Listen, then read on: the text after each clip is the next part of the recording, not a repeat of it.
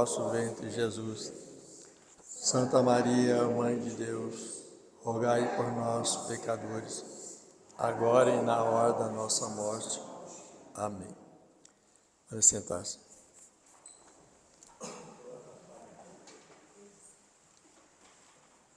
No último encontro, tivemos a oportunidade de falar a respeito do céu. Na verdade, o objetivo principal da nossa vida, que não passa de um momento de prova, o objetivo principal é garantir essa herança, como diz São Paulo, prometida aos santos, né? São Paulo usa santos no sentido amplo, não nesse sentido que a gente costuma falar, o santo canonizado. Os santos, para eles, são aqueles que vivem em estado de graça, aqueles que estão unidos a Cristo, aqueles que acreditaram em Cristo e vivem segundo as normas cristãs, né? As normas dadas por Cristo. Mas então voltamos a encarar o mistério da morte. Começamos com o objetivo principal desta curtíssima existência nossa, que é garantir uma eternidade, né? Uma coisa sem fim de felicidades. Vimos que o principal, ou melhor, a principal graça do céu é a gente poder, usando a expressão de São João, ver Deus face a face. E todos aqueles bens acessórios que Ele concede àqueles que o amam. Que São Paulo viu e que diz que não tem jeito de explicar isso em termos humanos, é impossível explicar em termos humanos. Agora nós estamos descendo um pouquinho, estamos falando da purificação necessária para a gente alcançar esse céu. Nós lemos lá no livro do Apocalipse, no versículo 21, que nada de impuro pode chegar ao céu. Pode chegar a Jerusalém Celeste, para usar a figura lá do Apocalipse, né? Nada de impuro. Então, os malfeitores, os maliciosos, os idólatras, os assassinos, os mentirosos, etc., etc. Ele vai enumerando, nada disso pode chegar ao céu. Essa purificação, para dizer a verdade, ela ocorre em grande parte na nossa vida. Aquele cristão que realmente vive, procura encarnar em sua vida os ensinamentos de Cristo e que aceita de bom grado as cruzes, que são exatamente as cruzes purificatórias que nós temos nesta vida, essas pessoas já se purificam nesta vida. O processo, portanto, é o de uma purificação a partir da queda da humanidade no pecado. É preciso, então, com a fé em Jesus Cristo, com a redenção trazida por Jesus Cristo, começar o processo de ascensão, que, sob vários aspectos, pode ser chamado também de santificação ou de purificação. E isto ocorre nesta vida com os cristãos mais generosos, com os mártires, aqueles que não hesitam em sofrer e morrer por causa de Cristo. Então, vejam bem, a purificação é um processo que começa nessa vida e deveria ocorrer nesta vida nossa. A partir daí, então, nós teríamos, após a morte, um acesso imediato ao paraíso de Deus, ao acesso imediato a Jesus, à Trindade, aos santos e assim por diante. Todos os cristãos, de todas as confissões, estão de acordo em postular um estágio intermediário entre a morte pessoal, a morte de cada um, e o grande julgamento final, o julgamento universal.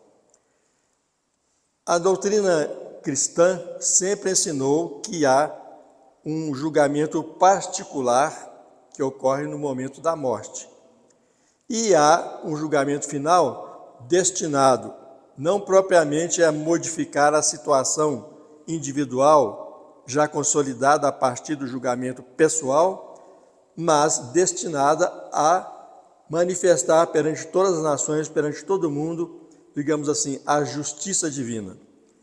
Esse julgamento final atingiria todas as pessoas que estivessem vivas naquele momento, mas também os anjos decaídos e também as pessoas que morreram antes desse momento do juízo final. Atingiria todos isso aí. Por quê? Para manifestar a sabedoria de Deus, a misericórdia de Deus e para mostrar que Deus não foi injusto, que ofereceu a todos a oportunidade de salvação. Porque o objetivo de Deus, o objetivo de Jesus Cristo, o objetivo do sofrimento de Jesus Cristo foi possibilitar a nossa salvação. E quando nós falamos em purgatório, palavra que vem do latim purgare, que significa purificar, poderíamos dizer também purificatório, ou num outro sinônimo, santificatório, lugar de santidade, santificação maior. Quando falamos nisso, queremos dizer exatamente que estamos num processo de salvação, que é o grande objetivo de Deus. A divergência começou sobretudo a partir do século XVI, com relação ao que ocorre nesse estágio intermediário entre a morte individual e o juízo final. O que ocorre? Porque sabemos que os ímpios, os impiedosos, os maliciosos, os pecadores empedernidos, aqueles que não se convertem mesmo, se afastarão para sempre de Deus. É o castigo que nós chamamos popularmente de inferno. E aqueles justos, aqueles que completaram sua purificação, a sua santificação neste mundo, nesta vida, têm acesso imediato ao céu. O que acontece então com as pessoas que morrem sem ter pecados graves, mortais, como falamos, mas também cheios de pecados veniais ainda? O que acontece com aqueles que não estão totalmente purificados ou que não expiaram as suas penas? E eu acho que é bom, desde já, a gente esclarecer um conceito. Uma coisa é o pecado e o perdão do pecado. Outra coisa é a expiação dos efeitos do pecado. Vamos imaginar que numa confissão sacramental, alguém fala com o padre: eu prejudiquei fulano de tal porque falei mal contra ele. Possivelmente o padre vai pedir uma reparação. Ele vai perdoar o pecado que está sendo reconhecido e confessado. Mas ele vai pedir uma reparação, consertar de alguma maneira aquilo que foi, esclarecer para as pessoas que aquilo não era verdade, uma coisa qualquer, para reparar a pena.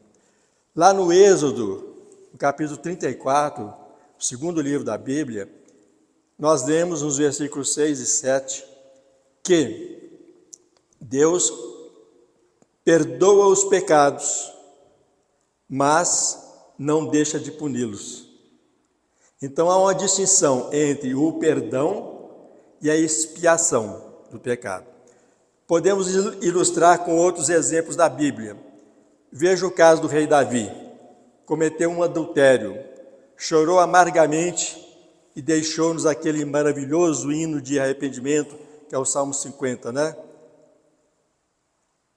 Nós recitamos muitas vezes nas nossas orações ou nas missas.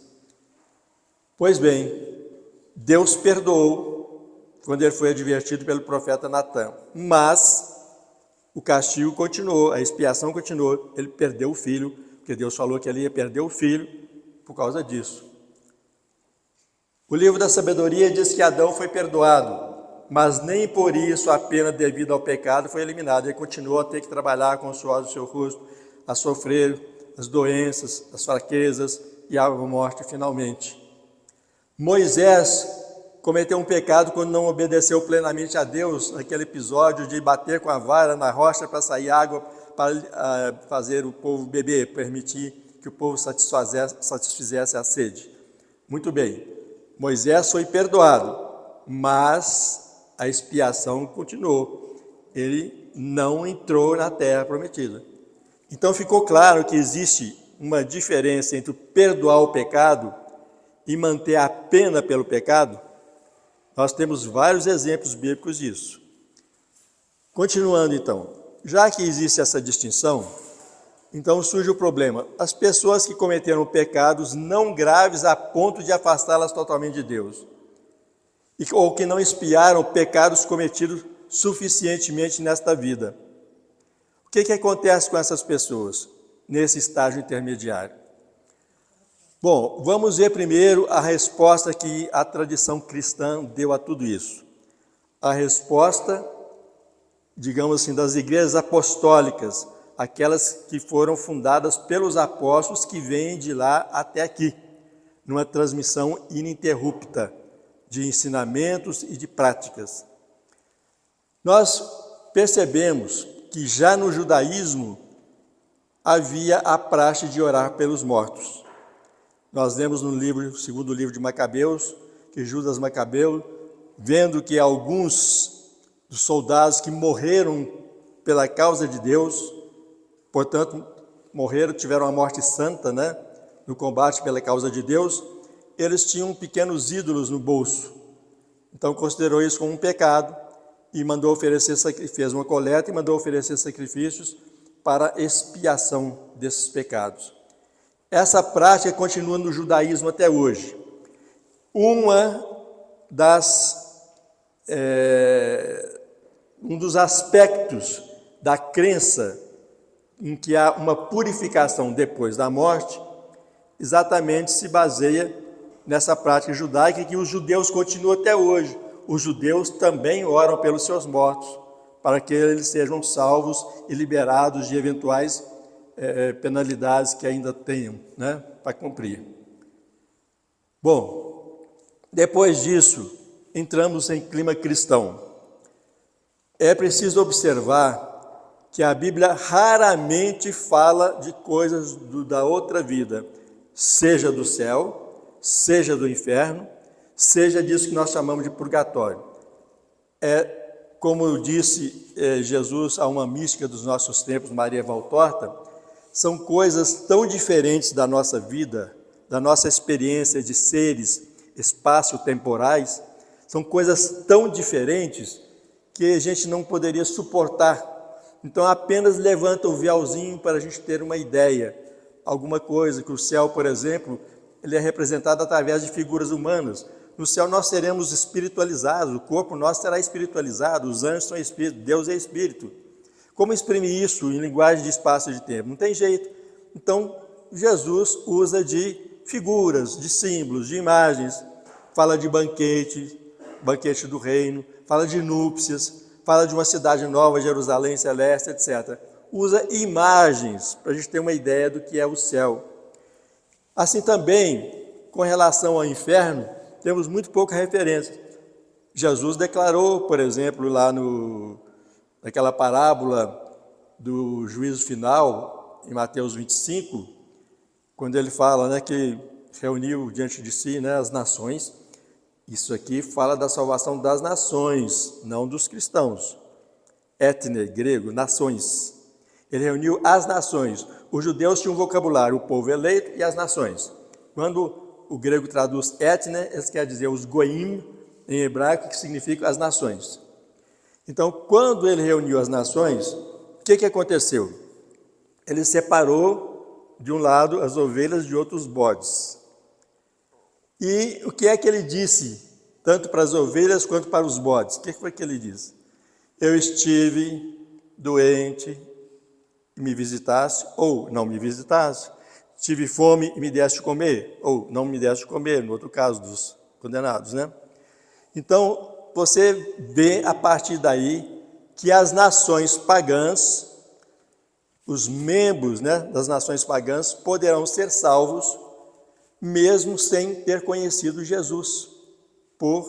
Não foi por culpa delas. Pessoa que nasceu no paganismo, hoje em dia é difícil, porque com os meios de comunicação, a mensagem evangélica pode atingir o mundo todo. Mas naquela época, nos inícios da igreja cristã, por exemplo, continentes inteiros nunca ouviram falar de Jesus, Deus que quer a salvação de todos os homens, como diz São Paulo em Timóteo, ele vai condenar essas pessoas porque não tiveram a oportunidade de conhecer a Jesus? Não, aí Jesus explicou nessa parábola que aqueles que não o conheceram poderão se salvar pela atitude do amor ao próximo que tiveram ou não. Por quê? Você se lembra que na parábola as pessoas ficam maravilhadas? Senhor, quando é que te vimos com fome, não te demos de comer? Quando é que te vimos preso e não te visitamos? Quando é que te vimos nu e não te vestimos? E o que Jesus responde? Todas as vezes que fizestes ou deixastes fazer isso, ao menor dos meus irmãos, foi a mim que o deixaram. Então, o julgamento que se dá diante da salvação de Cristo, para aqueles que não o conheceram, ele se transforma para o irmão, que é também feito à imagem e semelhança de Deus. E, portanto, é o amor ao próximo, sempre o amor. No caso do amor ao próximo, que vai purificar e salvar essas pessoas que receberão um batismo de Deus no Espírito Santo. Deus sabe como é que, não revelou como é que vai fazer isso, né? Só revelou que eles poderão ser salvos pelo amor ao próximo, porque não o conheceram. Continuando, nós temos nas igrejas apostólicas, quando eu falo igreja apostólica, eu penso na igreja católica e nas igrejas ortodoxas. Aquelas que derivam diretamente dos apóstolos, não foram fundadas séculos depois por pessoas, por fulano de tal, ou fulano, aquelas que vieram dos apóstolos, desde lá. A primeira coisa que nós notamos é que essas igrejas, então, acreditam que no estágio intermediário há a possibilidade de salvação e de purificação. Na verdade, aquelas pessoas que estão ali nesse estado que nós chamamos de purgatório, são pessoas que já estão salvas, mas precisam completar um processo de purificação. Porque, repetindo, como diz o Apocalipse 21, nada de impuro pode entrar diante da presença do Deus puríssimo e santíssimo. Nada de impuro pode chegar lá. Então, essas igrejas, em primeiro lugar, estabeleceram uma doutrina, um ensinamento que nos diz que as almas desincorporadas que estão nesse estágio podem se beneficiar de uma purificação maior. Como é que isso vai ocorrer? Antes disso, vamos levar todas as evidências que nós temos para confirmar essa crença. Em primeiro lugar, a doutrina. Qual o livro mais antigo de exposição da doutrina cristã, do século I, escrito ainda na vida de vários apóstolos? Qual que é, você sabe? É um livrinho chamado Didaqué, em grego, ou Didaquê, como eles costumam falar em português. Ensinamento dos 12 apóstolos, que teria sido escrito por volta dos anos 60, 70, alguns acham que até 90, mas esse livro, em dois momentos, fala no costume cristão da igreja primitiva de orar pelos mortos, para que eles tenham o acesso ao repouso eterno, à bem-aventurança eterna. O mais antigo livro da cristandade fala isso. Depois nós temos os chamados pais da igreja. Nós temos manifestação de Orígenes do século II e III, Tertuliano, século II, são teólogos, santos e teólogos na maioria deles. São Cipriano, bispo de Cartago, século III, e vai por aí afora, São Gregório Nazianzeno, São Cesário de Arles, Santo Agostinho, grande Santo Agostinho, o doutor conhecido por nós todos, Santo Agostinho, São João Crisóstomo, outro grande, São Gregório Nazianzeno. Então, são dezenas de padres da igreja que abordaram a questão do purgatório e falaram que sim, nós precisamos rezar por eles para que eles tenham repouso eterno, justificando a oração pelos mortos. Não haveria nenhum sentido em orarmos pelos mortos se eles não pudessem beneficiar dessa oração para se santificar e purificar e chegar mais rapidamente à presença de Deus. Não haveria sentido. Mais ainda, nas catacumbas, os epitáfios dos mártires, nos túmulos dos mártires dos primeiros cristãos. Nós lemos em muitos deles, estão lá escritos, é só ir lá conferir, orando para que eles tenham acesso à vida eterna, né? A vida com Cristo, pleno repouso em Cristo. Mais ainda, temos os concílios ecumênicos, dezenas de concílios regionais e concílios ecumênicos de toda a igreja, né? Reafirmando a existência do purgatório e a importância da comunhão dos santos, a gente ajudarmos com as nossas orações. Então nós temos, por exemplo, o concílio de Cartago, o concílio de Orleans, esses são concílios regionais, o concílio de Lyon, a França, o concílio de Orleans, já falei, né? O concílio de Latrão, o concílio de Florença, o concílio de Trento, o concílio Vaticano II, são concílios em que a igreja docente, a igreja dos pastores, se reúnem para chegar a um consenso em coisas de fé, quando há dúvidas sobre elas, dúvidas suscitadas. Então é um peso esmagador, gente. É toda a doutrina dos pais da igreja nesse sentido. É a doutrina dos concílios, e concílios antigos, não são concílios atuais, não. São concílios antigos, ensinando isso. Nós temos ainda os argumentos que vêm das liturgias. O que é a liturgia? É a oração oficial da igreja. Todas as igrejas cristãs antigas têm a sua liturgia. Igrejas reformadas mais recentes têm os seus cultos. Mas as cerimônias, as orações públicas eram chamadas de liturgias, né? Então, a liturgia de São Marcos, antiga, de São Tiago, apóstolo, a liturgia de São Pedro, a liturgia romana, que chegou até nós através do meu xará Santo Hipólito de Roma, que escreveu o livro Tradições Apostólicas, que mostrou como era a liturgia. Essa oração litúrgica dele até hoje é reproduzida no missal nosso, a oração eucarística número 2, é dele. Então, a liturgia de São João Crisóstomo, das igrejas orientais, as liturgias, as diversas outras liturgias nos falam sempre dessa oração pelos mortos, para que eles tenham um repouso eterno, cheguem à luz eterna de Deus. Então vejam bem, é o peso da oração cristã secular, desde o início. São os túmulos dos cristãos desde o início. São os ensinamentos dos pais da igreja desde o início. Isso tudo cria assim, uma evidência muito grande, né?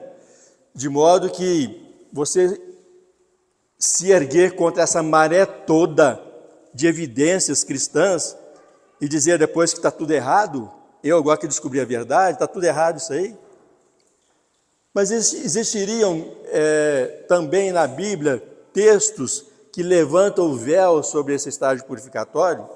Como eu falei, há poucas afirmações, mas explícitas sobre o inferno, há poucas afirmações, as explícitas a respeito do céu, e há algumas afirmações que são mais indiretas ou implícitas, mas que implicam a existência do purgatório.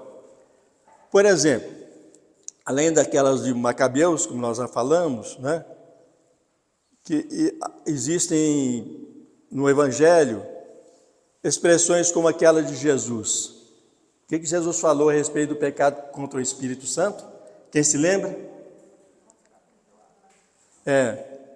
Pecado contra o Espírito Santo não será perdoado nem nesta vida, nem na vida futura. A leitura cristã, desde o início, e sobretudo aplicada e explicitada pelo Papa São Gregório Magno, esse capítulo 12, parece, de Mateus, é que se Jesus falou isso, se levamos a sério o que ele falou, que há pecados que estão perdoados aqui nesta vida, e há pecados que podem ser perdoados depois da morte, né? Não serão perdoados nem nesta vida, nem na vida futura. Quando São Paulo avalia o trabalho missionário da igreja de Corinto, ele fala o seguinte: olha, todos trabalharam sobre o fundamento que eu lancei aqui, que é o fundamento da fé cristã, o fundamento da fé que ele levou para os coríntios. Alguns trabalharam muito bem e outros trabalharam nem tanto. Esses, no entanto, poderão ser salvos como que passando pelo fogo. Então, vejam bem, trata-se do julgamento. O versículo anterior já fala do julgamento dessas obras, né? Dessas vidas, dessas obras, desse trabalho. Então, aqueles que não trabalharam muito bem poderão ser salvos, como que passando pelo fogo. São Paulo, na 2 aos Coríntios, também nos fala que toda pessoa, quando morre, passa pelo julgamento de Cristo. Esse julgamento em si mesmo pode ser uma purificação. Porque o julgamento de Deus é, antes de tudo, um julgamento revelatório. Ele mostra o que é a pessoa. Esse julgamento revelatório se dá na história. Quando nós falamos que Deus julga a história, não precisamos pensar que é só no fim do mundo que vai julgar a história, não. O julgamento muitas vezes ocorre durante a história, revelando o que é. Tem um fulano de tal nazista lá que era o Führer, era o chefe, era não sei o quê, era um deus. Tem um imperador romano que se considerava deus e exigia culto, né? Sob pena de morte, exigia culto, né? Pois bem, o julgamento é revelatório, mostrou que ele não era Deus coisa nenhuma, ele morreu como qualquer um, e alguns tiveram morte infame, infamante, né? Então, o grande chefe, dizem que teve que se suicidar para não cair na mão dos inimigos. E outros chefes por aí afora, que nós conhecemos na nossa história, outros deuses, entre aspas, né? Todos eles tiveram um julgamento. A história revelou o que eles eram. Não eram nada. Eram pó como todos os mortais. Não eram deuses. Isso é um julgamento revelatório. Para cada um de nós também, o julgamento é, em princípio, revelatório. Mostra o que a gente é. Então, por exemplo, digamos que uma pessoa bastante santa, mas que ainda tem algum sofrimento. No momento da morte, se ela se encontra com Cristo, esse julgamento de Cristo que revela o que ela é de verdade, sem qualquer ilusão, sem qualquer autoilusão, sem qualquer romantismo, é a realidade, é o fato, mostra o que ela é, porque Deus é a verdade, é o espelho que mostra o que ela é. Nesse momento, ela pode ter um sofrimento muito grande e instantaneamente ser purificada no próprio julgamento.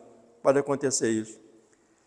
Nossa Senhora, numa das revelações que ela faz a uma das místicas atuais, Consuelo, ela diz o seguinte: muitas das pessoas que vocês estão venerando aí nos altares como santas, elas tiveram que passar pelo purgatório. Foi um purgatório rápido, porque eram pessoas santas, mas, de qualquer maneira, ainda havia alguma imperfeição a ser lapidada nesse cristal para ele ficar plenamente luminoso. Continuando então, gente, repetindo, nós temos, além disso tudo que nós falamos, nós temos na história da igreja a experiência de pessoas santas e místicas que tiveram visões desse estágio ou lugar que nós chamamos de purgatório ou purificatório. Não é para desprezar não, porque são dezenas e dezenas de pessoas santas, que veneramos como santas e que tiveram a experiência. Então nós temos, olha, em primeiro lugar,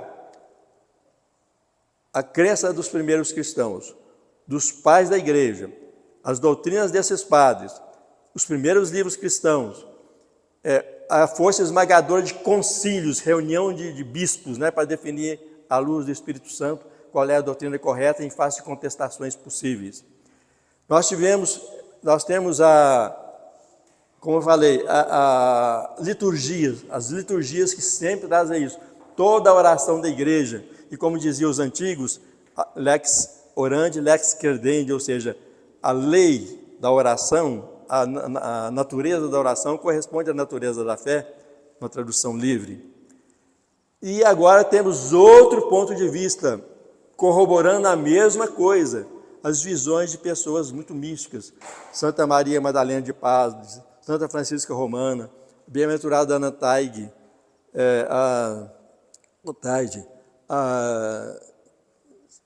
inúmeras outras, né? São muitas as pessoas santas que tiveram visões e experiências do purgatório. Bom, mais um dado.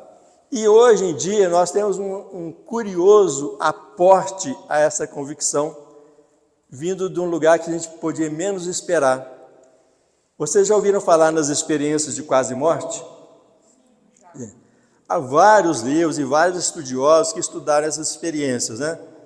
Muitos, como sempre, tentaram negar tudo, mas há estudos muito sérios e muito profundos dizendo que isso realmente ocorreu, essas experiências ocorreram. Acontece que, segundo um dos estudiosos, Horton, um americano, ele nos diz que 25% das visões dessas pessoas que tiveram a situação de morte clínica, coração parado, né, durante minutos, e que depois voltaram, 25% dessas pessoas tiveram experiências de ir para um lugar de purificação ou de tormento ou do meio de chamas. É um fato que está relatado nesses livros que procuram levantar problemas científicos. Não estamos falando aqui de dogmas de fé nem nada. Estou falando que isso, a ser verdade, corrobora mais uma vez através de conhecimentos e análises de experiências vivenciadas por pessoas que tiveram morte clínica, da existência dessa possibilidade de purificação. O que nós chamamos de purificatório, no fundo, é uma obra de amor, é uma expressão de amor de Deus que quer salvar a todos e quer dar o último acabamento das pessoas que, ao morrerem, ainda estavam muito imperfeitas para poder ter o acesso imediato a Deus. Existe uma teoria que surgiu a partir do século XVI, sobretudo, portanto, diferente de toda a tradição cristã anterior, confirmada por concílios, por ensinamentos, por papas, por santos, pelas práticas, pela oração, pelas liturgias e tudo, né? Diz que o seguinte: você é justificado pela fé em Cristo, mas a natureza humana está definitivamente corrompida pelo pecado. A pessoa que exprimiu isso, a gente sabe que é uma pessoa que tinha problemas psicológicos sérios, falando porque é a realidade, e a pessoa que tinha um desespero de não conseguir superar alguns pecados. Então se agarrou a isso como tábua de salvação. Eu, acreditando em Jesus Cristo, os méritos de Cristo me revestem, né? Então, mesmo que eu peque muito, não tem problema, eu estou revestido dos méritos de Cristo. Para dar uma comparação, seria como dizer o seguinte: eu chego diante de Deus, digamos, no momento da minha morte, eu estou leproso de tanto pecado, mas eu estou revestido com um manto belíssimo, mas estou leproso. Será que isso é digno de Deus? Dizer que os méritos de Cristo vão revestir um leproso, uma lepra do pecado, e faz de conta que está tudo, que Deus só vai olhar o mérito de Cristo? Há uma verdade nisso. Realmente, quando nós nos santificamos, quando nós somos batizados, por exemplo, nós somos revestidos do mérito de Cristo. Isso é verdade. Mas que esse mérito de Cristo dispensa uma santificação correspondente, né? Aí, pelo amor de Deus, aí você vai contra toda a tradição cristã. Isso aí, então, nasceu de uma teoria assim, muito pessimista com relação à natureza humana. Porque tanto os ortodoxos como os católicos, como outras igrejas antigas, consideravam o seguinte: a natureza humana foi seriamente atingida, enfraquecida, empobrecida e corrompida pelo pecado, mas não essencialmente. Quer dizer, ainda permanece uma essência capaz de responder a Deus, capaz de se santificar, capaz de aceitar a palavra de Deus, né? Então, enquanto esses outros achavam que havia uma corrupção radical e total da natureza humana, então não era possível vencer o pecado, os outros são mais otimistas e dizem: não, como resposta à graça de Deus, que vem sempre em primeiro lugar, como resposta à graça da justificação que nos é oferecida, o ser humano pode ainda se elevar e vencer o pecado, né? Com a graça de Deus, não sozinho, mas com a graça de Deus ele pode vencer o pecado e se tornar puro. Pois bem, agora nós chegamos a um problema. Mas o que será esse purgatório? Por que purgatório? Como é que se faz a purificação? O que nós temos na doutrina das igrejas varia um pouco. A maioria das igrejas ortodoxas acredita na oração pelos mortos, na necessidade da oração pelos mortos, reza pelos mortos, acredita nessa purificação, mas vê o chamado purificatório de um ponto de vista assim, mais positivo. Ele é um processo de santificação, não é um processo de pagamento por pecados, por dívidas, etc. Não é tanto punitivo quanto restaurador. Então, elas influenciam mais o aspecto restaurador. Elas não usam a palavra purgatório, mas falam que existe, depois da morte, nesse estágio intermediário, esse processo purificador e restaurador da natureza humana e da santidade que deveríamos ter. Né? Isso nas igrejas ortodoxas. A igreja anglicana, de confissão anglicana, também partilha, essa é a mais dividida. Alguns lá acreditam na existência do purgatório, nos termos da igreja católica. Alguns não acreditam na existência do purgatório, mas a maioria acredita dentro dessa visão das igrejas ortodoxas. Né? É um processo mais de restauração da santidade, da santificação da pessoa, da santidade da pessoa. Quanto a isso, portanto, há uma maioria absoluta de cristãos que aceitam a existência desse estado aí. As igrejas ortodoxas católicas, porque existe igreja ortodoxa autônoma, né? Autocéfalas, como elas falam, cada uma a sua cabeça, né?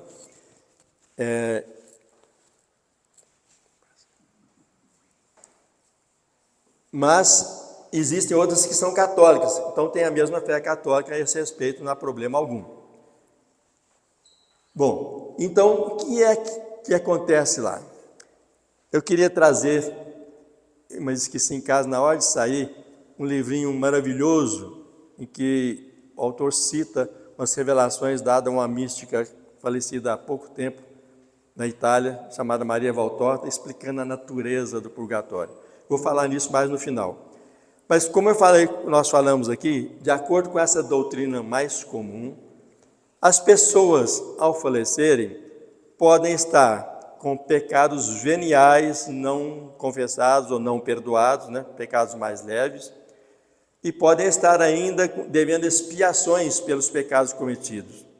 É como se essa pessoa se curasse de uma doença, mas a doença deixou marcas nela. Vocês se lembram da varíola antigamente? Quem tinha varíola, né, tinha aquelas bolhas, a varíola depois era curada, mas ficavam as marcas, não ficavam? Então o pecado é perdoado, mas ficam às vezes as marcas, uma certa corrupção, um certo desvirtuamento da alma, da natureza humana. Então, seria para limpar a alma disso aqui. E como se dá isso? Quais são os grandes sofrimentos do chamado purgatório? O primeiro sofrimento, de acordo com a teologia católica, o primeiro sofrimento é a pena do dano. O que significa dano? É o seguinte: no momento da morte, no juízo particular, uma fração de segundo você tem a visão de quem? De Deus, de Jesus, do seu amor. É uma visão tão deslumbrante, tão indescritível, tão maravilhosa, tão apaixonante, que a alma ao mesmo tempo vê que precisa ainda se preparar um pouco mais para chegar para a posse definitiva daquilo. Mas, ao iniciar esse processo de purificação, ela quase morre, né, de sofrimento, de anseio de novo se unir a essa luz, estar presente diante dele aí, diante dessa luz, diante desse amor, porque sobretudo é o sentimento de amor, porque Deus é amor, né? Então ela sente isso. Então essa demora em voltar a ter acesso a esse Deus que ela viu que é tudo, essa demora que é o principal sofrimento do purgatório, essa dilação do prazo, né, para chegar lá. E a outra, chamada dano ou pena dos sentidos, significa o quê? A necessidade de purificar a pessoa daquilo que ficou como marca, como sequela do pecado na natureza dela, como mau hábito decorrente do pecado. O que acontece então? Esse processo, a gente fala que ele é feito, essa purificação é feita pelo fogo. Mas entendamos, ali nós temos espíritos, alma é espírito. Não se trata desse fogo daqui da terra. É um fogo diferente. E nessa nesse texto que eu ia trazer para vocês, que acabei esquecendo, Jesus explica o seguinte: há um mesmo fogo divino, também é uma linguagem metafórica, no céu, no purgatório e no inferno. É o mesmo fogo divino, a presença de Deus. No céu, esse fogo inflama as almas de amor, enche as almas de amor, né? Completa a felicidade do amor. Amor de quem foi criado, de quem é amado, de quem está diante do seu Criador, de quem se sente amado por Ele. O amor de gratidão, de ação de graças, de bênçãos e tudo mais. Esse fogo no céu é amor, incita ao amor. Esse mesmo fogo divino, essa presença divina, quando está nesse outro estágio intermediário, que nós chamamos de purgatório, é o fogo que purifica pelo sofrimento. Reparem, não existe salvação sem a cruz de Cristo. Isso vale para esta vida e vale também para o estágio intermediário. É a cruz de Cristo que traz o sofrimento. Nós nos purificamos aqui através do sofrimento da vida, das nossas cruzes. Quem quiser vir atrás de mim, que tome a sua cruz e me siga. Não precisa de cruz extraordinária, não precisa de nós inventarmos as nossas cruzes, não. Elas vêm, elas chegam. Basta que a gente receba as cruzes da vida, os sofrimentos, as perdas, as doenças, as infelicidades, todas as provações, enfim, né, que vêm, que aceita com confiança em Deus, aceita para o nosso bem, o bem do próximo, o bem da igreja, né? Basta isso. Então, é esse mesmo fogo. E no inferno, diz Jesus a Maria Valtorta, esse fogo divino está presente ali, mas nesse caso está presente como um castigo, no sentido que ele é santificador, inflamador no céu, é purificador no purgatório e é retribuidor no inferno para aqueles que se voltaram contra Deus, fecharam as portas para Deus, fecharam o coração para Deus e odeiam a Deus, né, de todo o seu ser. Então, ele está ali presente e as pessoas sentem esse fogo como um fogo de castigo.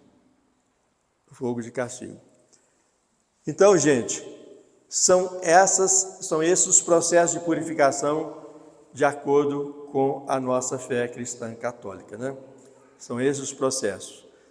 E todas as orações, desde a igreja primitiva até hoje, que sobe ao céu para essas pessoas que estão nessa condição, são exatamente para poder aliviá-las.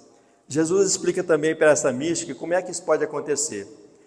Quando você, por exemplo, consegue, mediante práticas de penitência, de oração, uma indulgência, né, do tesouro da igreja, o tesouro de Cristo, o tesouro que Deus deixou para a sua comunidade cristã, para a sua igreja, quando você consegue uma indulgência plenária, né, é como se você intensificasse num instante, né, num instante aquela purificação que poderia se prolongar por mais tempo, num instante ela ocorre. Por quê?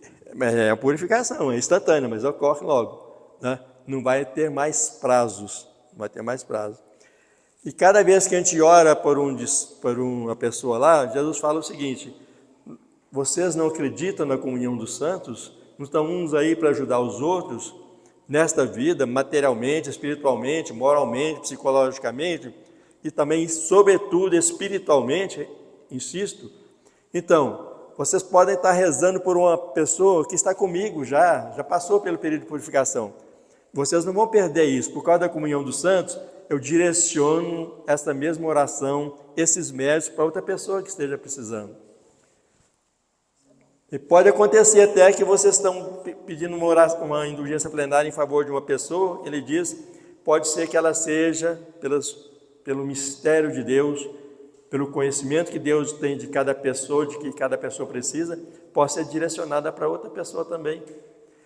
Vale a oração, vale a intenção, e ela é respeitada, mas a distribuição da graça é critério de Deus, que tudo sabe, tudo conhece. Então, gente, terminando essa exposição, nós temos, para concluir, o seguinte: Vamos repetir. Por que nós acreditamos na existência dessa possibilidade de salvação que a misericórdia de Deus nos concede, mesmo depois da nossa vida, se a nossa vida não foi lá muito perfeita, nem muito santa, não é? E que, portanto, não pode ser mais nem menos entrar na presença de Deus, porque, como diz lá o Apocalipse, nada de impuro pode entrar diante ou na presença do Deus Santíssimo e Puríssimo. Nada. Tudo tem que ser puro para estar no céu. Tudo tem que ser puro. Homens e anjos que sobreviveram à prova, são os anjos fiéis, são todos puros, todos santos. Então, nós temos uma série de evidências, textos bíblicos que levantam o véu da possibilidade dessa purificação. A palavra purgatório não está lá, não é? A palavra inferno, latim, também não está lá. Tem outros nomes, Sheol, Hades, etc. Né? A palavra trindade, na qual nós acreditamos, não está na Bíblia. Né? São desenvolvimentos teológicos a partir da Bíblia. Jesus não nos disse que o reino dos céus é semelhante a uma semente de mostarda? Né? Assim também, há verdades que estão na Bíblia como sementes de mostarda, destinadas a serem desenvolvidas, a crescerem pela oração e pela reflexão teológica da igreja e dos cristãos. São sementes, assim, o que diz respeito ao purificatório está lá como uma semente de mostarda. O que diz respeito ao inferno está lá como uma semente de mostarda, que pode ser desenvolvido e compreendido mais profundamente. Jesus não disse que o Espírito Santo, quando viesse, nos ensinaria todas as coisas, porque os apóstolos, aquela comunidade primitiva, nem sempre estavam em condição de suportar aqueles ensinamentos, aquelas verdades. Então, muita coisa está como semente de mostarda, mas se desenvolve com a reflexão teológica. Então, essa reflexão teológica existiu desde o começo. O testemunho dos primeiros cristãos, os mártires, em seus túmulos, nas suas orações, desde o começo da igreja cristã. O ensinamento dos padres da igreja vem desde o início da igreja cristã. A doutrina teológica foi desenvolvida em concílios, numerosos concílios, reuniões de bispos e pastores para afirmar a fé correta, né? Muito antes do século XVI, quando começou a contestação a isso aí, né? São séculos e séculos, 1500 anos de história da igreja. Será que a igreja errou durante 1500? Os cristãos todos, as igrejas ortodoxas, as igrejas católicas, a igreja copta, a igreja siríaca, a igreja armênia, todas elas, será que erraram? Né? Durante 1500 anos, Deus permitiu que a sua igreja errasse durante 1500 anos. A igreja que ele permitiu, né, prometeu que as portas do inferno não prevaleceriam contra ela, e a mentira seria a principal porta do inferno. Né? Então temos as liturgias, as orações, os túmulos, os pais da igreja, os concílios, a doutrina, tudo isso assegurando que nós temos essa última chance de salvação quando morremos mais ou menos cristãos, mais ou menos de pecado, mais ou menos purificados, né? Temos essa chance, que é na verdade, que nós chamamos de purgatório, é a última chance da misericórdia de Deus para nos salvar. É a última possibilidade de salvação que nos é concedida, né? Então não devemos perder essa oportunidade. Eu vou deixar agora, abrir a palavra para quem quiser alguma pergunta. Tem uma